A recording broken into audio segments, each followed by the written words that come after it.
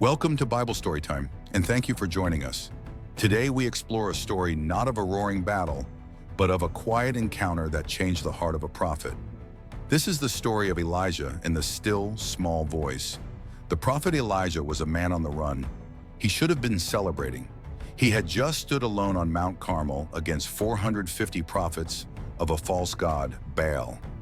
He had called down fire from heaven, proving that the Lord is God. It was a victory for the ages, but victory had made him a target. The wicked Queen Jezebel, enraged, sent a message. By this time tomorrow, I will make your life like the life of one of them. And the man who had faced down an army of prophets, the man who had seen fire fall from the sky, was suddenly broken by the threat of one woman. He was exhausted. He was afraid. He fled for his life into the wilderness. He journeyed a day into the desert, sat down under a broom tree, and prayed that he might die. I have had enough, Lord, he said. Take my life. I am no better than my ancestors. He had fought the great battle, but now, in the silence that followed, despair had won. He fell asleep, alone and hopeless. But God had not forgotten him. An angel touched him. Get up and eat. Elijah looked around, and there by his head was a loaf of bread, baked over hot coals and a jar of water. He ate and drank and lay down again. The angel of the Lord came back a second time and touched him. Get up and eat, for the journey is too much for you. Strengthened by that food, Elijah traveled for 40 days and 40 nights until he reached Horeb, the mountain of God. He went into a cave and spent the night, and in the darkness of that cave, the word of the Lord came to him. It wasn't a congratulations or a command to fight. It was a question. What are you doing here, Elijah? Elijah poured out his heart. I have been very zealous for the Lord God Almighty. The Israelites have rejected your covenant, torn down your altars, and put your prophets to death with the sword. I am the only one left, and now they are trying to kill me too. He felt abandoned, defeated, and utterly alone. Then the Lord said, Go out and stand on the mountain in the presence of the Lord, for the Lord is about to pass by. Elijah obeyed. He stood at the mouth of the cave, waiting. First, a great and powerful wind tore the mountains apart and shattered the rocks. It was a hurricane of raw power, the kind of force that screams of divinity. But the Lord was not in the wind. After the wind, there was an earthquake. The very ground shook and trembled, a display of might that could level cities. But the Lord was not in the earthquake.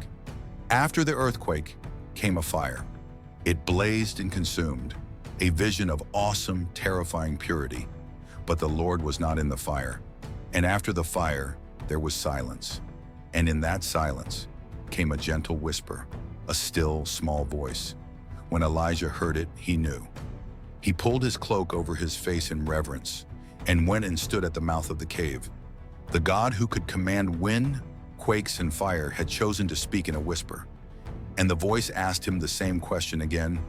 What are you doing here, Elijah? God wasn't scolding him. He was inviting him, reminding him of who he was and who God is. Elijah gave the same weary answer, but this time, God gave him a new purpose. He sent him back into the world, not to fight in a grand spectacle, but to anoint new kings and to find his successor, Elisha. And God corrected his despair. I have 7,000 in Israel, the Lord said, who have not bowed down to Baal. Elijah was never alone. His work was not in vain. This is not just a story of a prophet hearing God. It is a story of how God often speaks, not in the earthquake of our greatest achievements or the fire of our greatest failures, but in the quiet moments when we are finally still enough to listen. Elijah didn't just hear a voice. He found his purpose again. He learned that God's presence is not always in the spectacle, but in the gentle whisper that restores the soul. And today, that same God whispers to us in the middle of our own burnout, our fear, and our loneliness. So when the noise of your life becomes deafening, when you feel you are the only one left, find your quiet place. Listen past the wind, the earthquake, and the fire. Be still, because the God who restores is not shouting over the storm. He is waiting in the silence. Thank you for watching Bible Storytime. If this story inspired you, don't forget to like, share, and subscribe.